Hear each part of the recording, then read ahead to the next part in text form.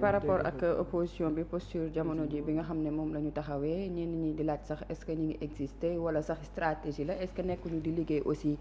ci suuf discrètement. waaw man dama jàpp ne xam nga li Babou wax sànq les mêmes causes produisent les mêmes effets xam nga fu mu toll nii bu ñu waxee. le pouvoir passif qui cristallise toutes les attentions fu mu toll nii quoi qu'on puisse dire c'est Ousmane Sonko. te ñu bëri aussi bu ñuy opposé wu c'est par rapport à Ousmane Sonko. malheureusement léegi nag il se trouve que dañoo nekk ci benn situation bu inédite particulière boo xam ne c'est un cas d'école non pas seulement au Sénégal mais dans le monde surtout au niveau de la diaspora boo xoolee les débats yi nga xam te moo am surtout au niveau de NCI bu Côte d'Ivoire ak yooyu da ngay xam ne ñu ngi étudier bu baax a baax lii am Sénégal jamono ji mu nekk une situation particulière boo xam ne ni taxawaay bi ak ni nga koy analyser sax dafay jafe. parce que lépp loo gis dafay xaaj ñaar nguur yi xar na ñaar bosu Diomaye Faye ak bosu Ousmane Sonko si waxin quoi Ousmane Sonko téye assemblée nationale président Diomaye moom moo téye l'exécutif ñoom ñaar bokkutuñu gis-gis mais bilan bi benn la léegi nan ngay xaajee si bilan boobu noonu lii mooy cëru Ousmane Sonko lii mooy cëru Bassirou Diomaye fii la tàmbalee fii la yem fii laa war a ŋàññee Ousmane Sonko fii laa war a ŋàññee président Diomaye fii laa war a jàkkaarloo donc c'est assez difficile pour l'opposition ba pare nag ngay jàkkaarloo koo xam ne ni bon ñu bëri nag dañuy opposé ci benn nit mooy les anciennes méthodes yi nga xam te ni dañoo produire seen effet te mel ni yooyu am ba tey mooy la stratégie du bokk la stratégie les attaques personnelles ak yooyu bon ça n'a pas porté ses fruits parce que bu nekkoon loolu waa ji existé tul ci wàllum politique te waa ji teel a gën a existé ci wàllum politique parce que bépp acte bu mu def ci wàllum politique ça suscite des commentaires non pas seulement au Sénégal mais dans le reste du monde donc loolu dafay yoon ne que waa ji moom il existe plus que jamais en politique ba pare am aussi benn appareil bu dëgër boo xam ne ni au-delà de lui il y a des cadres yoo xam nga dem maa ngi fi wax cadre boo si jël mën na nawlanteeg yenn chef de parti yi fi nekk boo jëlee ku mel ni docteur Babo nga jël keneen ak keneen ñoom ñëpp mën nañoo jiite ay parti ñenn chef de parti yi damay bañ a tudd tur ñu yaakaar leneen la même nag chef de parti yoo xam ne nii bu benn docteur Babo ber woon am parti am est-ce que dinañ ko ëpp kii bu keneen tam defoon noonu est-ce que dinañ mais boo amee lu bari loolu ci ay cadre ñoo xam ne nii ñoom nga ba léegi nii ñu ngi nekk sa ginnaaw nga boole ñaar xam nga time moom li may seetaanaat Idrissa Seck dafa bëri président Idrissa Seck dafa defoon émission en toute liberté boobu il était le directeur de cabinet du président Abdoulaye Wade puissant directeur de cabinet ba ñuy naan sax moom c'était le clone de yàlla na ko yàlla yërëm de Ousmane Tanor Dieng parce qu'il avait réorganisé le palais ak yooyu il était très puissant Idrissa Seck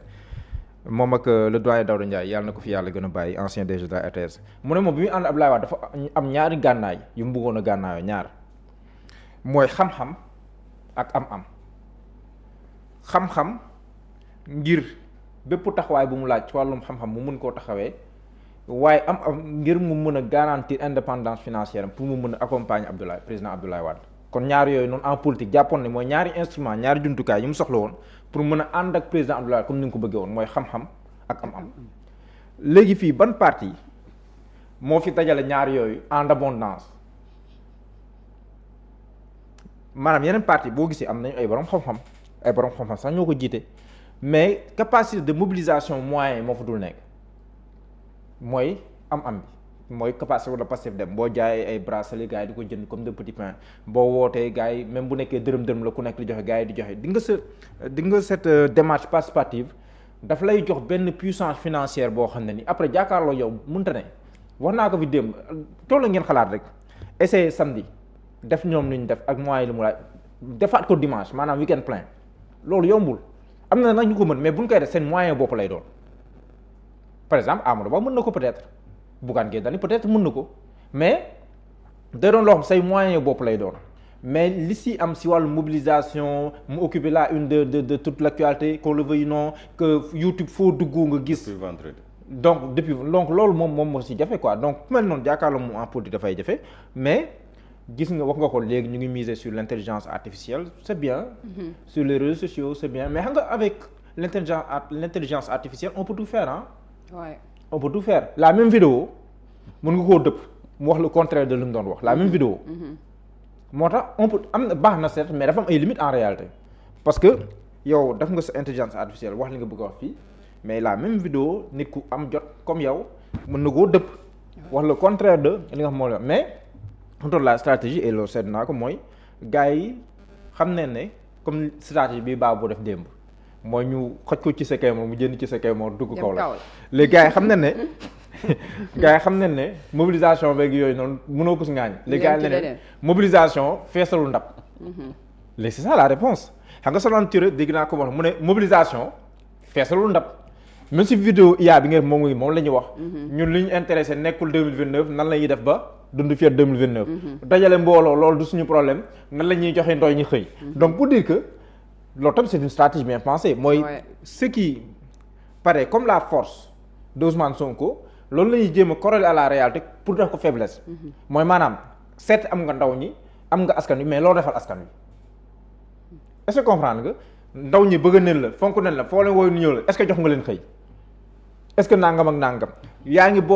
woo ay mbooloo yaa ngi feesal ay saat dëgg la waaye feesalul ceeb feesalul ndab li mooy in fine te loolu moo war a nekk finalité wu li ñuy gis ni yëpp. donc nag la légitimité elle sert à quelque chose la légitimité elle sert à in fine accéder à des niveaux où on peut prendre des décisions au grand bénéfice des populations bon nag premier ministre dong la woon. bu déggoowul ak président de la République c'est encore plus difficile donc à ce niveau c'est difficile de l'apprécier mais légitimité loolu la jëriñ ñu fi ne mooy nga mën a jël des décisions yoo xam ne nii pour njëriñu askan wi même bu nekkee des décisions impopulaires ni ko Pape Djibril Fall di waxee mais mu nekk loo xam askan daf si ànd ak yow ba nga xam ne nii di nga si amal njëriñ askan wi dans le long moyen terme donc loolu nag légitimité boobu noonu nag boo ko amul pour nga jàkko waa jafe-jafe mais jafe naa ne stratégie nga xam ne gars yi ñu ngi koy teg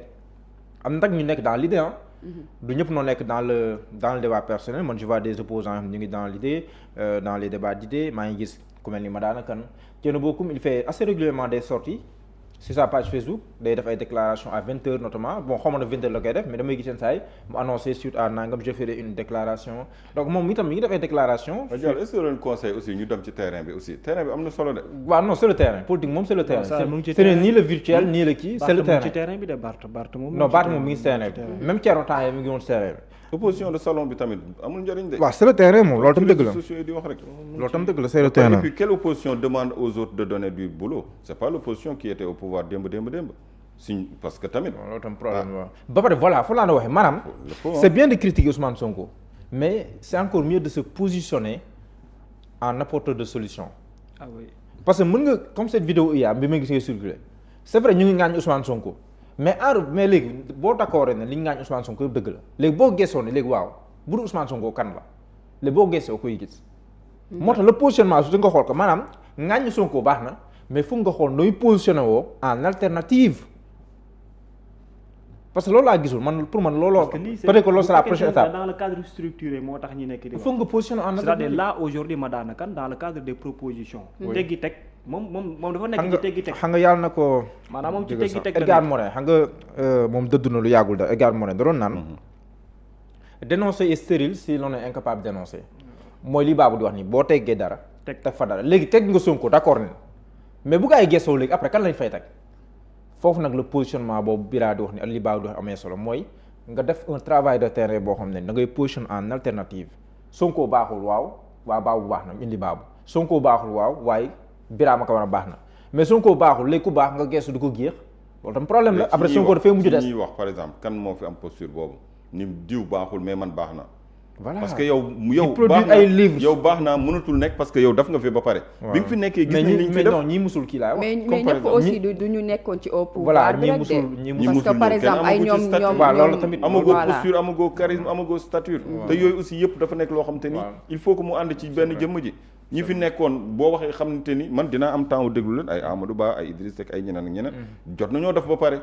donc li ngeen di ñëw di critiquer yéen ba ngeen fi nekkee loo leen fi def. ci la mbënd mi gënoon a wulee ñaay ci la ndaw ñu daan jël gaal gi di dee par centaine ak yeneen ci la notu Sénégal ñu koy gën a dégradé mais kon nag kan moo war a wax waaw l'alternative pour man loolu équation bi loolu alternative kan mooy mën a nekk alternative Ousmane Sonko kan la ñu wax ne que budul Sonko di yow loolu bés boo ko réussir voilà ce serait bien léegi nag looloo war a nekk travail bi bu dul Sonko di man. kan la war a wala après nga dem ba léegi du sax Sonko man la. loolu nag ay étapes la yu bëree bëri mais man il faut l'affronter sur le terrain politique il faut l'affronter sur le terrain des idées il faut l'affronter sur mais aussi ay kàngam. parce que aussi parti du benn nit. du benn nit de. Soxna Astou parti chef de parti bi rek la ñuy chef de parti bi kese kenn ku nekk ci biir. loolu non aussi parti du benn nit. c'est révolu. te di nga dayo parti bi ñu ngi koy ràññee yenn saa yi. xam nga dañuy wax waxi cadre su may wax nag cadre waxuma rek par rapport ak les cadres ñu xam ki mais maanaam nga am parti parce que il faut un peu de tout pour faire un monde nga am ay kàngam am genre ñoom docteur Babo bi am ñoom Cheikh Bara Ndiaye am ñoom Birame Souleye Diop am ay style yu wute mais am une foule de kàngam yoo xam ne ñuy mën di dem sax di débat ci plateau. loo bëgg rek mën nga xosee am. mais yeneen parti yi xam nga damay bañ a tur ñu yaakaar na kii mais am na fi ñoo xam ne ni boo leen laajoon kii man Amadou Ba laa si gis mu xaw a tane am na ñoom docteur Sadou Kaba am na si ñoom Moïse Sarr encore que ñoon sax amuñ benn président suisse yi kii mais ñeneen ñi comme moom rek comme seen leader rek kan si Amadou Ba ci boppam Amadou Ba seen si boppam. waaw mais Amadou Ba sax am na quelques cadres yu kii quoi. non maanaam quand tu dis que amuñu benn présence. ci wàllum lii wala comme moom rek la ñu Amadou moom c'est ça son style moom. c'est à l'image de waaw Amadou Ba moom c'est ça son style moom defe naa loolu moom. est-ce que nekkul tam vrai problème ko si jëlee moom. mais est-ce que nekkul tam vrai problème bi soxna Astou. oui est-ce que nekkul aussi le vrai problème mooy que ni circonstance bi ñu nekk ni tey beaucoup de personnes dans l'opposition dañ ko yàgg souhaiter sans pour autant s'y préparer alors que ki nga xam ne moom bëggu ko sax moom da cee préparé wu déjà.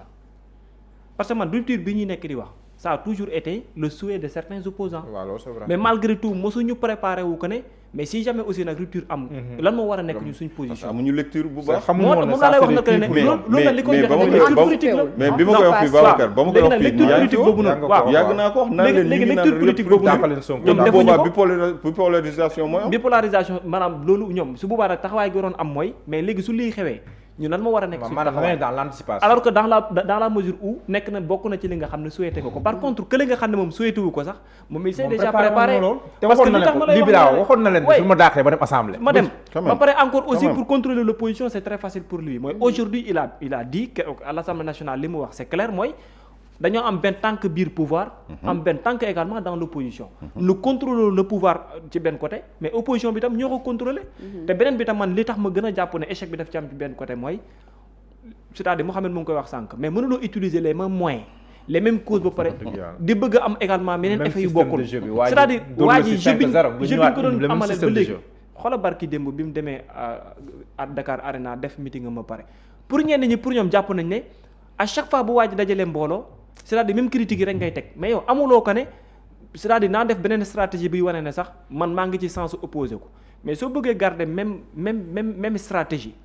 te contexte yi moom à chaque fois mën na changer jeu bi comme ni ko neexee la mais yow xaaral na tamit tôt ou tard da ngay dee ji loolu moo tax bi nguur gi faloo bees tànk yi ñu taxawee woon aujourd'hui mënul am réussite boobu parce que beaucoup de personnes s'attendent à ce que Ousmane Sonko continue dans le gouvernement ñi continuer chaque jour di souligner naan nangam doxul tey lii taxaw nii après da ngay am problème mooy noppi rek nga mën def léegi nag noppi gi nag dafa war a nekk occasion ci ñoom man de wax dëgg fa yàlla bu ma doon ñu bare ci ñoom dama koy def occasion profiter ci topp tànki Barthélémy Dias je n'ai rien à dire mais ma dem ci wetu askani pour wuti ji leen moom mi ngi dox mbokk profiter ci dox mbokk organiser sa yeneen ak yeneen en attendant nga ngay jéem a xool nan ngay structurer ak nan ngay def ba massifier mais yow massifier woo exister woo bëgg a jékki-jékki ba benn instant rek nga ne bëreet bëgg a dekkiwaat. gañe woo nelawoo comme démb rek. ah waaw ba nga koo benki woo. tànk bu sarar laa ci gis rek. toog seetaan ba guddi te gañe woo nelawoo tamit jërëjëf Babacar. merci Mohamed merci Bira jaajëfal Aliou. les rodé woo. Einstein am na lu ma waxoon. nee na la folie c'est de toujours faire les mêmes actes et de s'attendre à des résultats différents. loolu moom ak ndox foofu la tàmbalee. waaw. merci Aliou Ba ak Omar Pène ñoom ñoo assuré la partie technique jaajëfal suñu partenaire bi di COSEDI la compagnie sénégalaise de distribution et d'industrie ñoom ñi accompagner ci matinal.sn ci seen meew bi di Lalia ni ngeen koy gisee ni am na en pot